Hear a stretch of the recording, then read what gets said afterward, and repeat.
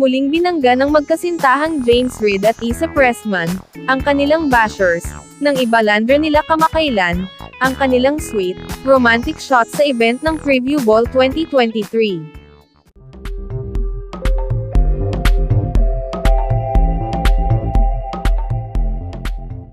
Mismong si James ang nangalandakan ng ilang larawan sa kanyang Instagram, kung saan ay makikitang magkayakap sila ni Issa, habang masayang naglalandian sa isang pader.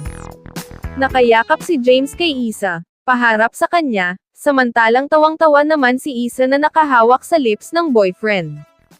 Pinanggigilan ng ilan at mahigit na sa 1,172 comments ang eksena ng dalawa.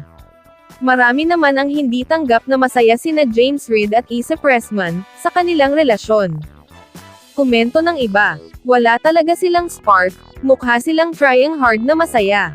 True love is supposed to be easy, but why these two seems to be trying so hard, chika naman ng isa. Maghihiwalay rin yan. Si Issa ang nabubugbog sa post na ito, at napagbibintangan pang siya ang nagpost ng mga larawan kahit naka-upload ito sa IG mismo ni James. Anyway, nagpost si James, para ibahagi ang kasiyahan niya nang mapili siya sa event bilang 2023 Best Dressed. Para sa iba pang maiinit na celebrity news, ay mag-comment lamang po sa video na ito, mag-like at mag-share, at huwag po nating kalimutang mag-subscribe at i-click ang bell button, para maging una sa mga balita. Maraming salamat sa inyong panonood.